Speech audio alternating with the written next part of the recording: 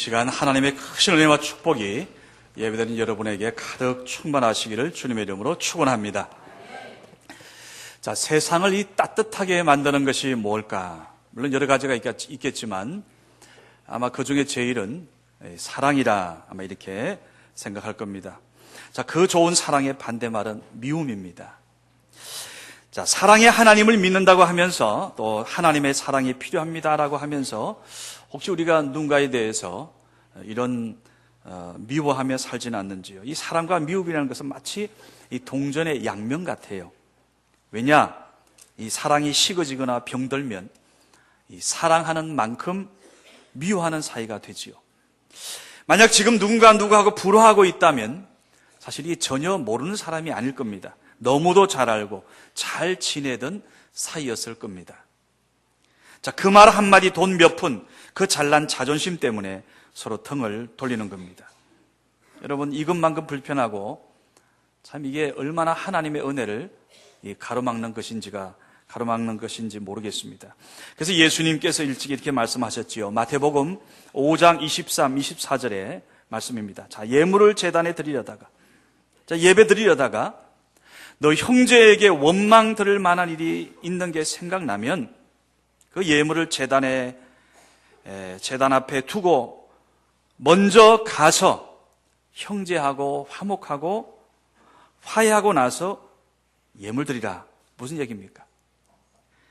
가서 형제와 먼저 하나 된 다음에 그리고 나서 예물도 드리고 예배를 드려야 하나님이 받는다는 겁니다. 자, 오늘 2014년 마지막 주일입니다. 단 오늘은 2015년이라는 새로운 한 해를 우리가 날 앞두고 있습니다. 자, 오늘 주님이 어떤 말씀을 우리에게 주실까 묵상하다가 우리가 지금 창세기 37장 이후에 요셉의 인생의 스토리를 통해서 하나님께서 우리에게 역사하는 삶을 지금 좀 해석하고 풀어나가려고 합니다. 그래서 오늘은 좀 이야기를 점퍼해 보겠습니다. 창세기 45장 요셉의 이 화해 장면으로 갑니다. 오늘 이 본문은 많은 구약 성경 학자들이 구약 성경 전체 가운데서 가장 아름다운 장면이다 라고 그렇게 꼽고 있는 본문이기도 합니다. 자, 가장 먼저 오늘 우리가 이 마지막 주일을 맞으면서 마음에 맺힌 것들을 다 풀어버리시기를 바랍니다. 마음에 맺힌 것들 다 풀어버리시기 바라요. 자, 좀 오래된 영화입니다. 대부. 자, 지금도 잊혀지지 않는 장면이 있어요. 자, 마피아족 두목 7명이 쫄개들을 다 거느린 앞에서 야, 이제 우린 더 이상 싸우지 말자, 다투지 말자 하면서 화합하는 그런 예식을 치릅니다. 자, 우리끼리 싸우니까 이게 이기든 지든 너무 많은 그런 피해가 있는 겁니다. 자, 그래서 거창하고 장엄한 그런 의식과 함께 화합을 약속해요. 손가락을 깨뭅니다. 그리고 7사람의 피를 섞어가지고 다들 서로 돌아가면서 마시는 거예요. 우리는 피로 뭉쳤다. 브라보 하면서 아주 굉장한 화합의 의식을 치렀어요. 그런데요, 그에 얼마 안 가서 아주 하찮은 일, 정말 하찮은 일 그거 가지고 조금씩 사이가 벌어지기 시작하고 마지막에 가서는 서로 치고받고 다시 싸우기 시작하는 겁니다. 총들이 난무하죠. 두목들이 죽게 되고 오직 2사람이 남는 그런 영화였어요. 한번 생각해 보세요. 하나 되기로 하고 거창한 화합의 기념식까지 치렀어요. 왜 근데 화합하지 못하고 하나 되지 못했을까? 그것은 사람의 노력, 결심, 인간적인 그런 어떤 의식으로 아무리 힘써도 그는 진정한 화합, 화학적인, 내용적인 화합은 안 된다는 겁니다. 오늘 여러분, 지금 우리가 어떤 이해할 수 없는 사건과 고난을 혹시 겪고 있습니까? 혹은 누구 때문이라고, 혹은 나 때문이라고 자책하며 살고 있지는 않은지 모르겠습니다. 자, 예전에 배운 대로, 또 남들이 하는 대로 하는 게 우리가 예전에 대세였다면 요즘은요, 남과 다른, 남보다 뭔가 다른 그것을 우리가 하는 것이 화두예요. 소위 말해 창의력이라 그래 볼까요? MIT 공대 박사인 배순은 교수가 쓴 기본으로 돌아가자는 책이 있습니다. 거기에 보게 되면 이분이 창의력 개발을 위한 5가지를 제안하는데 거기서 이 창의력이라는 요 말을 한번 잠깐 주목해 보세요. 이게 무슨 말인가 하면 사람이 세상을 살아갈 때 과거에 매이지 않고 미래지향적으로 살아간다는 겁니다. 사실 많은 사람들이요, 과거에 붙잡히지 않습니까? 그동안 너무 어렵게 살아왔다고 인생을 한탄하고 후회하고 자꾸 나이 들어가면서 나오는 이야기가 뭐예요? 왕년에, 입만 열면 왕년에 연연하면서 그런 사람, 말하는 사람들이 있죠. 반면에 여러분, 이 창의력으로 살아가는 사람 어떻습니까? 과거의 그런 삶에 더 이상 매이지 않습니다. 자꾸 그거 되씹지 않습니다. 현재를 직시하고요, 하나님 우리에게 주신 앞에 대한 꿈과 비전을 그걸 이야기하는 겁니다. 그것을 기도하고요, 그것을 생각하고 그것을 이야기하고, 자, 그런 의미에서 오늘 요셉은 몇천 년 전 벌써 이미 그런 아름다운 삶을 산 모델인 겁니다. 자, 오늘 본문의 요셉은 사실 이 형들에 대해서 잊을 수 없는 험악한 그런 추억을 가지고 있어요. 자, 남도 아닌 그 형들이 자기를 죽이려고 구덩이에 집어던졌어요. 이런저런 시기와 질투로 인해 가지고 외국 땅 노예로 팔아버렸습니다. 여러분, 인생의 황금기 10대 아닙니까?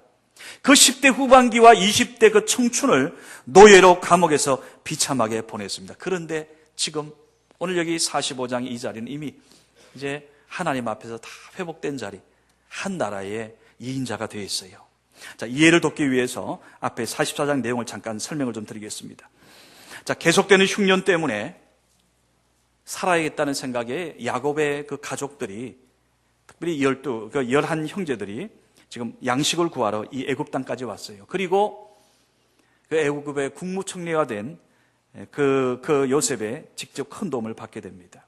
자, 그런데 요셉이 만들어 놓은 그 시나리오로 인해서 그 값비싼 은잔이 사라졌는데 그 은잔이 누구 자루에서 발견되었어요? 가장 사랑하는 동생 베냐민, 그 자루에서 거기서 나타났습니다. 이제 베냐민은 죽음입니다. 요셉을 얼마나 지독하게 미워한 형들입니까? 그러니 아마 그 요셉이 가장 아끼고 요셉의 친동생이 혈육을 나눈 베냐민 미워할 수 있지요. 그런데 44장에 보게 되면 그렇지 않습니다. 더욱이 유다는 사랑하는 막내 동생 베냐민을 살리겠다는 생각에서 자기의 목숨을 내어놓고 간청을 합니다. 예전에 가장 앞장서서 요셉을 팔아버리자고 제안했던 장본인이 유다거든요. 근데 이 유다가 이제는 변화가 되었어요. 뭐라고? 내 생명을 바꿔서라도 내 동생 베냐민을 살려주십시오. 내 막내 동생 베냐민을 살려주십시오. 오늘 거기에 요셉이 큰 감동을 받은 것 같습니다. 오늘 그 형 유다의 간청하는 소리에 마음이 녹은 요셉이 뭐라 그래요? 요셉이 시종하는 자들 앞에서 그 정을 억제하지 못하여 소리질러 북받치는 감정을 억제할 수 없어 다른 사람을 다 나가게 합니다. 그리고 자기가 누구인지 비로소 밝힙니다. 형님들이여, 내가 바로 요셉입니다. 내가 요셉입니다. 그러면서 큰 소리를 우는 거예요. 아마 그 형들 전체가 입이 다 얼어붙은 것 같아요. 한마디도 못합니다. 이제 우리 죽었구나, 뭐 그런 생각에 고개를 들지 못했겠죠. 자, 그런 두려움에 떠는 형들을 향해서 말하는 요셉의 말을 들어보세요. 4절과 5절입니다. 요셉이 형들에게 이르되 나는 당신들의 아우 요셉이니 라고 말해요. 아우 요셉이니. 내가 국무총리 요셉이 아니라는 겁니다. 나는 바로 형님들 당신들의 아우라. 무슨 얘기예요? 요셉은 이미 다 마음에 맺힌 것을 푼 겁니다. 더 나아가서 5절을 보세요. 당신들이 나를 이곳에 팔았다고 해서 근심하지 마소서, 한탄하지 마소서. 왜요? 이미 요셉은 풀었기 때문이지요. 그리고 5절에 아주 중요한 메시지가 있습니다. 하나님이 생명을 구원하시려고 나를 당신들보다 먼저 보내셨나이다. 여러분, 형들이 요셉을 해하려고 했고 해코지하려고 했고 애굽의 노예로 판 것은 사실이지요. 그런데 요셉의 생각을 보세요. 요셉은 그 형들이 했던 그 모든 것을 용서하고 이미 마음에 있는 억울함을 다 풀었습니다. 그렇다면 오늘 요셉이 이렇게 형들을 진정 용서하고 마음을 풀 수 있는, 맺힌 걸 풀 수 있는 그 이유가 뭘까? 그 근거가 뭔가? 그것은 바로 오늘 말씀 보니까 하나님이 생명을 구원하시려고 날 당신들보다 먼저 보내셔서 하나님이 내 생명을 인도하시는 분, 내 삶의 모든 것을 주관하시는 분 하나님이시다라는 겁니다. 오늘 우리도 여러분 마찬가지예요.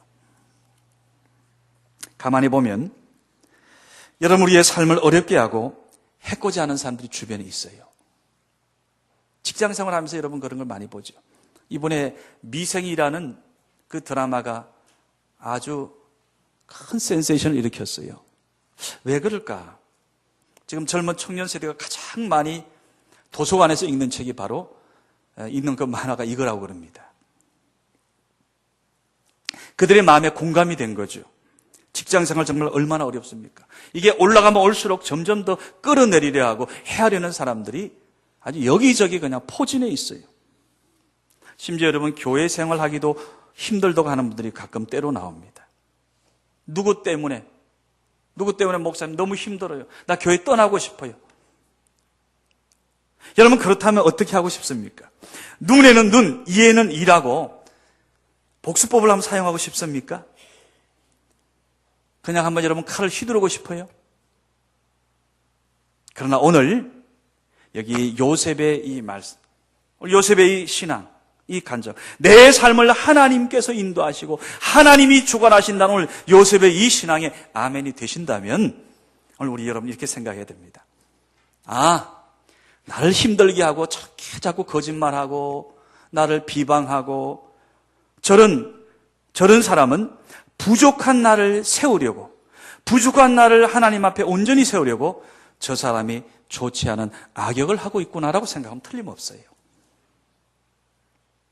그리고 불쌍한 그 사람을 보면서 이렇게 생각하면 좋겠습니다. 하나님, 나는 다른 사람에게 저런 악역을 하지 않기를 원합니다. 나는 저런 식으로 쓰임받지 원치 않습니다. 오히려 다른 사람을 세우고 다른 성도를 세워주는 사람이 되게 하여 주옵소서. 그리고 하나님, 교회 모든 일에 진정한 진실된 주의 동력자가 되게 하여 주옵소서. 여러분에게 질문 드립니다. 혹시 아직도 풀지 못해서 마음에 불평하며 불안해하는 그런 초조한 인생 살고 있는 분 있습니까? 아니면 오늘 요셉처럼 풀며 살아가는 인생입니까? 이 시간 여러분, 하나님 우리에게 다시 한번 기회 주셨어요. 항상 이 마지막 주일은 매주 있는 게 아닙니다. 2014년 오늘 딱 한 번입니다. 이제 2015년 나흘 남았어요. 어떻게 하실 겁니까?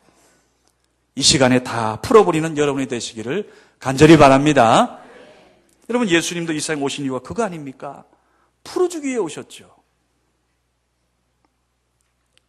포로된 자에게 자유를 주시려고, 눈먼 자에게 다시 보게 하고요, 엉글린 자를 풀어주기 위해서 마귀와 사탄이 그 가져온 범죄와 죄악과 거짓과 죽음의 공포에 떨고 있는 우리를 온전히 풀어주기 위해서 오신 줄로 믿습니다. 이런 주님을 우리가 믿고 있지 않습니까? 그 예수를 우리가 믿고 있습니다. 아직도 혹시 매여 사는 분 있습니까? 세상에 그런 잘못된 그런 생각들에. 마태복음 18장 18절에 보게 되면 주님께서 또 이런 말씀도 하셨어요. 무엇이든지 너희가 땅에서 매면 하늘에서도 매일 것이요, 무엇이든지 땅에서 풀면 하늘에서도 풀리리라. 아멘. 여러분, 이 말씀 보게 되면 땅과 하늘이 연관되어 있어요. 연결되어 있어요. 우리 눈에 보이기에는 뭔가 허공이처럼 보이지만 땅에서 매면 하늘에서도 매이고 땅에서 풀면 하늘에서도 풀린다는 거예요. 딱 나흘 남았다고 말씀드렸죠. 이 시간 우리가 꼭 해야 될 일, 그것은 매여있는 모든 것 남김없이 풀고 화해하는 겁니다. 여러분 2015년 새해 어떻게 맞이하기를 원합니까? 항상 새해에 대한 우리 모든 소망이 있지 않습니까? 새해에 대해서 정말로 꿈도 있고요, 또 건강 문제에 대해서도 그렇고, 가정에 대해, 자녀들에 대해서, 하나님의 교회에 대해서, 그 성공과 실패가 어쩌면 오늘 여러분 이 주일 여기 하나의 중요한 관건이 됩니다. 이 시간 하나님께서 여러분의 억울하고 응어리지고 뒤틀린 모든 것을 회복하여 주시기를 주의 이름으로 축원합니다. 그의 마음속에 있는 맺힌 모든 것 풀고 이제 수요일 날 송구영신 예배 때 새해를 기쁨으로 맞이하는 저와 여러분 되시기를 주의 이름으로 축원합니다. 오늘 여기 말씀 속에서 또 하나를 우리가 보게 됩니다. 저는 개인적으로 2014년 제 개인적으로 아주 큰 마음에 그런 상처가 있습니다. 참 저하고 저희 자녀들 더 많은 효도를 받으시고 앞으로 10년, 20년 정말로 백수하실 것처럼 그렇게 믿고 바라봤는데 제가 존경하고 사랑하는 아버님을 하나님 앞에 먼저 보냈습니다. 오늘 요셉을 보면서 효자 중에 효자구나. 정말 부모 경경이 이 나이가 들어서도 계속되는구나. 오늘 여기서 요셉의 아버님을 향한 이 효를 보면서 오늘 마지막 주일 우리 부모님의 은혜를 잊지 않고 감사하는 저와 여러분이 되었으면 참으로 좋겠습니다. 3절 말씀이에요. 보세요. 요셉이 그 형들에게 이르되 나는 요셉이라. 내 아버지께서 아직 살아 계시니까. 형들이 그 앞에서 놀라서 대답하지 못하더라. 여러분 20년 만에 만난 형들입니다. 그 형들 앞에서 큰 소리로 눈물 흘리고 가장 먼저 질문한 게 뭡니까? 아버지 안 보였습니다. 아버지께서 아직 살아계십니까? 아버지께서 아직 건강하십니까? 요셉은 형들의 손에 의해서 애굽 땅에 밀려가 있을 때도 보디발의 집에서 종살이 할 때도 억울하게 누명 덮어쓰고 감옥에 차디찬 거기서 눈물 흘리면서도 그는 아버지를 잊지 않았던 겁니다. 심지어 애굽 총리가 되어서 지금 곡식사러 온 형들 앞에서 그리고 여러분 나중에 46장 이후에 보게 되면 이제 아버지 그 야곱을 모셔왔습니다. 그 아버지의 목을 끌어안고 펑펑 웁니다. 아버지의 사랑과 은혜를 생각하면 오늘의 내가 있기까지 아버지의 그 사랑을 잊을 수가 없는 겁니다. 여러분 효도는 이런 부모님의 은혜를 기억하고 잊지 않고 기억하는 데서부터 시작한다고 생각합니다. 오늘 보니까 놀라운 것은요, 요셉만이 아니에요. 요셉만이 아니라 이제는 요셉의 형들도 효자로 변해 있었어요. 그토록 아버지 마음에, 아버지 가슴에 못을 박았던 그 형들이 오늘 본문 앞 44장에 보게 되면 지금 장자 역할을 어쩌면 대행하고 있는 유다가 하는 말의 핵심이 이겁니다. 은잔이 발견된 베냐민을 두고 가라는 그 국무총리의 말에 이렇게 간청합니다. 아버지의 생명과 이 막내 동생 베냐민의 생명은 하나입니다. 아버지께서 막내 동생을 이토록 사랑하시는데 만약 동생을 데리고 가지 못하면 아버지 생명이 끝날지도 모릅니다. 그러면서 아버지를 끔찍히 생각하는 효자로 변해 있어요. 여러분 오늘 우리 아버지 어머니 하면 어떤 이미지가 여러분 떠오르나요? 이혜선이라는 시인이 아버지를 생각하며 쓴 시입니다. 아버지, 어젯밤 당신 꿈을 꾸었습니다. 언제나처럼 한쪽 어깨가 약간 올라간 지게를 많이 져서 구부정한 등을 기울이고 물끄러미 할 말이 있는 듯 없는 듯 제 얼굴을 건네다 보시는 당신 앞에서 저는 그만 목이 메었습니다. 옹이 박힌 그 손에 곡괭이를 잡으시고 파고 또 파도 깊이 모를 허방 같은 삶의 바디랑을 허비시며 우리 오남매 넉넉히 품 안아 키우신 아버지, 이제 홀로 고향집에 남아 날갯짓 배워 다 날아가 버린 빈둥지 지키시며 그래 바쁘지 내 다 안다 보고 싶어도 안으로만 삼키시고 먼 산 바라보기만 하시는 아버지, 오늘따라 더욱 아버지가 보고 싶습니다 라는 시입니다. 자, 그러면 아버지만 얘기하면 어머니 얘기해야 되겠죠? 박은수라는 분이 어머니를 그리워하며 쓴 시입니다. 어머니는 좋은 옷이 필요치 않으신 줄 알았습니다. 예쁜 그릇도 갖고 싶지 않으시고 맛있는 음식에도 마음이 없으신 줄 알았습니다. 빛깔고 온 립스틱이나 꽃무늬 화려한 양산품 눈여겨보지도 않는 줄 알았습니다. 그런데 시집 와서 40고개에 다다르며 이제사 깨달아집니다. 어머니도 여자이셨음을. 어머니 가슴에도 무지개가 있고 행복의 파랑새가 있고 사페여 같은 꿈이 있었음을 이제사 깨닫게 됩니다. 어머니, 언제나 귀한 이름, 언제나 우리 마음속에 별처럼 살아있는 아름다운 이름, 이날의 어머니를 그리워합니다. 여러분 어떻습니까? 오늘 여러분, 저와 우리 마음에도 이 시인들의 이런 아버지 어머니에 대한 이런 생각, 이런 효성스러운 마음들이 우리 속에 다 녹아 있지요. 오늘의 우리가 이 세상에 태어나기까지 그 부모님의 그 눈물과 어머님의 해산의 고통이 있었습니다. 때로 자존심 버려가며 땀 흘려 번 돈으로 우리를 먹이시고 키우셨습니다. 얼마든지 당신들이 그 돈을 가지고 부모님도 편하게 지내실 수 있습니다. 쓰시고 입고 하실 수 있음에도 불구하고 우리 위하여 덜 쓰시고요, 절제하시고 검소하지 않으셨습니까? 우리가 몸이 아파 힘들어할 때 밤새도록 잠 못 주무시고 곁에 지키시며 간호하신 부모님, 우리가 학교 들어간다, 대학교 입시할 때요, 치를 때 새벽잠 설치시면서 우리 위해서 기도해 주시고, 우리 시집 가면 다 끝인 줄 알았는데 시집장가 가면 아니요, 시집장가하고 보내고 나서도 지금까지도 염려하며 기도하시는 우리의 부모님.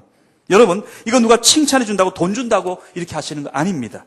오직 하나, 딱 하나, 그저 자식인 우리 하나 잘 되는 것이 소원이시기에 그렇게 한 것 아니겠습니까? 오늘 이런 부모님의 은혜를 기억하는 이 마지막 주일이 저야 돼야 된다고 생각합니다. 혹시 여러분 지난날 부모님이 나 위해 해준 게 뭐 있어 하면서 혹시 그런 생각하는 분 없습니까? 아니요. 저는 그렇게 생각합니다. 부모님께서는 이미 우리에게 해줄 것 다 해주셨습니다.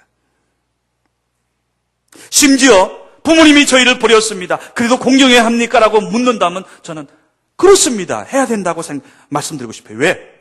여러분, 부모님이 실수 허물이 있다 할지라도 자녀들은 반드시 나를 낳아준 부모님에 대해서 공경해야 한다고 성경은 명령하기 때문입니다. 하나님께서 모세를 통해 두 돌판을 주셨어요. 하나는 하나님을 향해서, 하나는 이웃들을 향해서. 이웃을 향해 첫 번째 주신 계명이 뭐였습니까? 내 부모를 공경하라였습니다. 내 부모를 공경하라. 사실 여러분, 우리가 부모님 마음에 흡족하게 제대로 효도하는 일 쉬운 거 아닌 거 우리 잘 알고 있습니다. 또 부모님 베푼 사랑에 우리가 1000분의 1, 10,000분의 1 그 제대로 갚지 못하고 있지요. 그리고 사실 가만히 말씀을 보게 되면 하나님께서 이 효도라는 게 쉬운 게 아니구나 하는 것을 너무나 잘 알고 계세요. 그렇기 때문에 하나님은 이런 보너스까지 주셔요. 효도하는 자에게는, 부모님에게 효성의 마음을 갖고 살아가는 그 자에게는 다른 계명에는 없는 복을 주시겠다고 약속하고 있습니다. 에베소서 6장 2, 3절입니다. 너 아버지와 어머니를 공경하라. 이것이 약속이 있는 첫 계명이라는 거예요. 하나님이 축복을 약속하는 첫 계명, 하나님이 은혜를 약속하는 첫 번째 계명, 네 부모, 네 아버지와 어머니를 공경하는 이로써 너가 잘 되고 땅에서 장수하리라. 오늘 효도하는 자에게 하나님은 무엇을 약속합니까? 땅에서 잘 됩니다. 모든 것이 잘 되는 축복. 저는 그렇게 봅니다. 오늘 우리 하나님의 교회 공동체 안에서 심지어 예수 믿지 않는 자들이 할지라도요, 잘 되는 사람 아마 가만히 살펴보면 남다른 부모에 대한 마음들이 있어요. 오늘 여기 보니까 또 뭐라 그래요? 그런 마음을 하나님 앞에, 하나님 말씀에 순종하는 마음으로 부모에게 효하는 자에게 그토록 다른 모든 사람이 소망하는 장수의 복까지 주신다는 거예요. 장수의 복. 그리고 사실 예수 잘 믿고 믿음을 끝까지 지킨 자는 이 땅의 장수만이 아니라 영원히 장수하는 영원한 생명을 주신 줄로 믿으시기 바랍니다. 오늘 우리 가운데 효도를 하고 싶어도 부모님 돌아가셔서 할 수 없는 분도 있을지 모르겠습니다. 그런 분은 우리 성은교회 안에 어르신들, 우리 교회는 연령대가 높아요. 하나님께서 효도 많이 하라고 나이 드신 분들을 지금 우리 교회 안에 많이 주셨어요. 그분들에게 우리가 최선 다하여 존경하고 공경하고 잘 모시면 되는 겁니다. 또 하나, 오늘 부모님이 살아계신다면 우리가 다시 한번 이 연말연시 우리의 육신의 부모님께 오늘 요셉 같은 이 마음으로 효하고 하나님을 기쁘시게 하고 부모님을 기쁘시게 하는 저와 여러분 되기를 간절히 바랍니다. 말씀을 맺습니다. 그 유명한 역사가 아놀드 토인비, 20세기 최대의 역사가 중에 한 분이죠. 이분이 쓴 그 역사 연구라는 책, 제가 그 아버님께서 읽으신 그 책을 제가 대학교 때 한번 제대로 읽어봤습니다. 아주 방대한 책이지요. 역사의 연구는 지금까지도 아주 명저 중에 명저로 꼽히고 있습니다. 자, 그런데요, 이 아놀드 토인비가 이분이 노년에 이렇게 말씀했습니다. 역사를 자세히 보면 아무리 노력하고 수고해도 사람의 뜻대로 되는 게 아닙니다. 세계 역사는 하나님이 뜻대로 되어집니다. 여러분, 우리보다 세계 역사에 대해 가장 박학하게 가장 많은 시간을 투자하고 연구한 결과가 그렇더라는 거예요. 하나님의 뜻대로, 하나님의 생각대로, 하나님의 그 마음대로 역사도 움직이고 우리 인생도 그렇게 이루어져 가더라는 겁니다. 그리고 이렇게 덧붙입니다. 현실이란 하나님의 뜻 안에 있는 것인 거로 의미 없는 사건이란 하나도 없다. 저거 여러분, 우리가 지나간 그 모든 역사, 2014년에 있었던 그 모든 사건 하나하나가 지나와 보니까 다 의미가 있었다는 거예요. 처음엔 잘 모릅니다. 그러나 그것은 여러분 우연도 아니고 필연입니다. 하나님의 뜻 안에서 그로 인해서 하나님의 뜻을 더 깨닫게 되었고 오히려 내 신앙은 하나님 앞에 더 가까이 다가가게 되는 겁니다. 오늘 본문의 요셉을 보십시오. 몇천 년 전, 4,000년 전 이 인물이 하나님의 분명한 믿음, 너무나 확실한 역사관을 가지고 있어요. 요셉이 형들에게 어떻게 이야기합니까? 5절 말씀 후반부터 8절까지 내용입니다. 하나님이 생명을 구원하시려고 나를 당신들보다 먼저 보내셨나이다. 5절이죠. 하나님이 큰 구원으로 당신들의 생명을 보존하고 당신들 후손을 세상에 두시려고 나를 형님들보다 하나님이 먼저 보내셨다는 고백입니다. 그런즉 8절이죠. 나를 이리로 보낸 자는 형님들이 아니고 누구라고요? 하나님이시라. 하나님. 여러분 발견하셨습니까?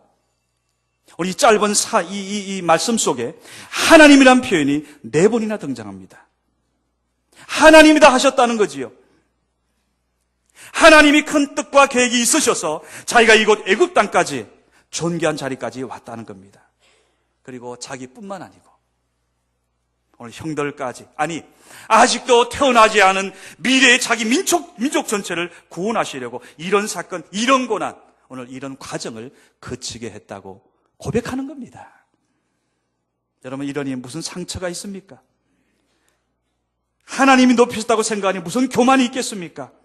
오늘 하루하루가 하나님의 인도하시는 것인데 좋은 일이든 나쁜 일이든 하나님의 손안에 있으니 하나님께서 오늘 가장 최선의 길로 인도하신다는 요셉의 이 믿음, 오늘 이 고백, 이 역사관, 이 신앙관이 오늘 저와 여러분의 것이 되기를 주의 이름으로 축원합니다. 오늘 하나님께서 큰 구원을 이루시려고 여기 보냈다 그랬어요. 우리 성은교회 50년, 이제 새로운 50년을 내년에 맞이하게 됩니다. 저는 그렇게 생각합니다. 일부에부터 잠깐 말씀드렸는데 우리 성은교회의 뿌리는 하나님의 말씀이고요. 그 하나님 앞에 쓰임받은 귀한 첫 번째 가정이 우리 원로 목사님 가정과 뜻을 함께하고 몇 가정, 그들이 어떻게 보면 이 교회의 시작이었습니다. 아브라함이었습니다. 그리고 오늘 저와 여러분은 하나님께서 큰 구원을 이루라고, 오늘 이 민족 전체를 구원을 이루라고 하나님께서 저와 여러분을 하나님이 성은교회로 보내신 줄로 믿습니다. 혹시 여러분 가운데 터줏대감 생각하신 분 있습니까? 내가 명색에 온 지 20년 되는데 30년 되는데 원로 목사님 앞에서 그 가정 앞에서 그렇게 말할 사람 누가 있겠어요? 오늘 우리 모두는 하나님께서 큰 구원을 이루게 하시려고 오늘 하나님께서 성은교회로 보내셨고 앞으로도 계속해서 우리 교회로 보내시게 될 겁니다. 이후에 50년 준비해야 됩니다. 이것 위해서 우리가 성전 건축을 기도하고 있고요. 이 마음으로 오늘 하나님 앞에 새로운 50년을 맞이하는 저 여러분이 되어서 오늘 하나님을 기쁘시게 하고 하나님의 교회를 통해 큰 구원을 이루는 역사의 현장의 주역이 되는 저와 여러분이 되기를 주님의 이름으로 간절히 축원합니다. 축원합니다. 기도합시다. 아버지 하나님, 감사합니다. 올 한 해를 돌이켜보면 하나님의 구원의 그 역사 가운데 한 정점이지만은 우리 모두에게 주셨던 1년 365일 작은 일에 충성한 자 큰 역사의 주역된다는 주님의 그 말씀 의지하고 달려왔습니다. 아버지 하나님, 최선 다한 자들 의에 멸류관 상급의 축복을 허락하여 주시옵소서. 혹시 마음에 부족한 것들, 불충한 것들이 있으면 용서하여 주시고, 하나님 마음에 맺힌 것 있으면 온전히 화해케 하여 주옵시며 풀게 하여 주옵소서. 하나님 도와주시고, 그리하여서 대망의 2015년 이후에 50년을 준비하는 우리 모두 되게 하여 주시옵소서. 살아계 역사하시는 예수님의 이름으로 간절히 기도드리옵나이다. 아멘.